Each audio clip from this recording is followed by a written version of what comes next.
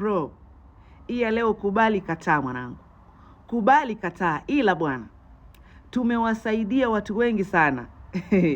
Watu wengi sana, ama tunawasaidia watu wengi sana ambao tulivyokuwa wadogo wazazi wao waliwakanya wasifuatane na sisi, wasishikane na sisi, kwamba wakishikana na sisi tutawafundisha sijui kuvuta bangi, tutawafundisha mambo mabaya, wakishikana na sisi sijui watapata mimba. Sasa hivi sisi ndio watu wao wa karibu. Sasa hivi sisi ndio wanatupa vipaumbele kwenye matatizo yao. Is either tumewasaidia kihela, kimawazo, kiushauri ama kimwelekezo. Jamani, hii kubali katai ya leo. Jamani wazazi, kama unamshauri mtoto wako kuhusu kitu fulani ama kuhusu maisha, jaribu kumshauri na mipaka. Kwa sababu hii dunia Mungu mwenyewe ndo ana siri zake jamani. Na Mungu mwenyewe ndo anatenda. Na Mungu mwenyewe ndo ana control hii dunia. Sisi ambao mliambiwa msicheze na sisi ndio tunawasaidia sasa hivi. Sisi ambao mliambiwa watoto wenu usijua kishikana sio utapata mimba, utapata magonjwa, ndio tunawasaidia sasa hivi. Kubali kataa bro. Na hata nyinyi wazazi mnaona na mnajua. Jamani, yaani unasaidia mtu mpaka unatamani kumwimbia sisi ndo nani, sisi ndo wale wale. Wenyewe wanasema mimi ndo yule lokatazo usicheze na. We usicheze na Mungu wewe. Unakuta mtoto anamwambia, usishikane na fulani, atakufundisha vibaya, sio atakufundisha malaya, sio utapata ukimwi, utapata magonjwa, achana naye. Kwa sababu tu ya kwamba labda kwa wao maisha yao yalikuwa yameendelea, wana TV, wana magari, labda nyie maskini ya Mungu kwenu hamna kitu. Unasoma shule ya kidumfagio, tena mwenzako anasoma shule ya gari, ukija nyumbani kwenu labda hakujapikwa lunch, yani maisha yenu yalikuwa ni duni. Basi tayari wazazi wao wana judge kwamba yale maisha ambayo mnaishi wewe ndio utakuja uishi hayo. Jamani, kila mtu ana sahani yake kwa Mungu. Kila mtu ana sahani yake kwa Mungu. Na msione labda sisi tulikuwa tunapenda ile maisha na tunafurahia. Ilikuwa ni maisha tu. Sasa hivi watoto wengi sana ambao walipakaziwa vitu. Watoto wengi sana sasa hivi tunapambana. Ni sawa mtoto wako amesoma, amepata madegree kila kitu, lakini hana kazi. Sisi tumepambana bro. Tunafanya vibarua vyetu, tumepata vimtaji vyetu, tunafanya biashara.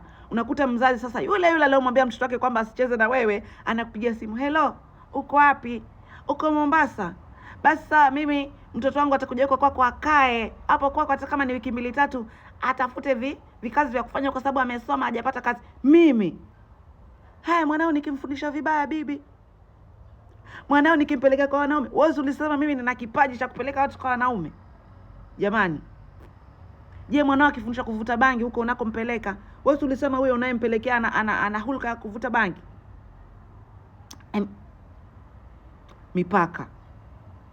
Mipaka ya kuongea. Tusipende kuongea kumaliza. Sisi sasa hivi ni wazazi wa Gen Z wenyewe tukasema, na nafikiri mifano mingi sana tumeiona. Vitoto tumevisaidia sana.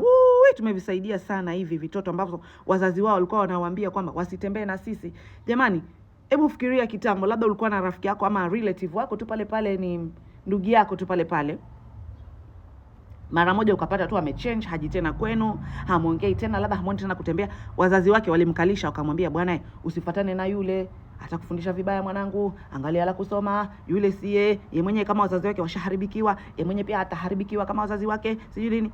Angalia sasa hivi kuna wasichana sasa hivi wapo Arabuni huko wanapambana na wanawasaidia hao wale ambao wasicheze nao. Kuna watu sasa hivi nyie mnaoniangalia mnaishi kwa watu ambao mliambiwa msicheze nao. Uongo.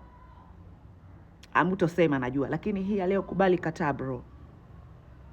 Hao wazazi ambao walikuwa wakisema, usishikane na yule, atakufundisha vibaya. Yule ambaye mlimwambia atamfundisha mtoto wenu vibaya, sasa hivi ndo mtu ambaye anawasaidia hapo nyumbani, familia yenu nzima. Uongo. Upo. Haya maisha Mungu mwenyewe ndo ana siri zake. Mungu mwenyewe ndo ana siri zake. Hafundishwi. Yeye mwenyewe ndo aliweka kila sahani ya mtu. Alafu sasa yule mtoto ambaye mtamsema vibaya, jamani, mimi wanasema kule kusema vibaya labda ukiwa mdogo nini, wale labda walikuwa wanatutengenezea sisi baraka na khair. Sasa hivi sisi tunapambana, tuna hustle, tunapigwa na jua, maisha yetu yanaendelea vizuri. Labda kuna mtu amefungua kibiashara chake labda pale kijijini, pale mtaani kinafanya vizuri. Yule mzazi ambaye alimwambia mtoto wake asifuatane na wewe, ndo anakopa kwenye biashara yako kila siku. nikope mwanangu, nikope sukari mwanangu, nikope kiroba cha unga mwanangu. Wajua sasa binti yangu alisoma lakini hajapata kazi, yuko hapo nyumbani ama ameenda kuhangaika, nitalipa mwanangu. Wewe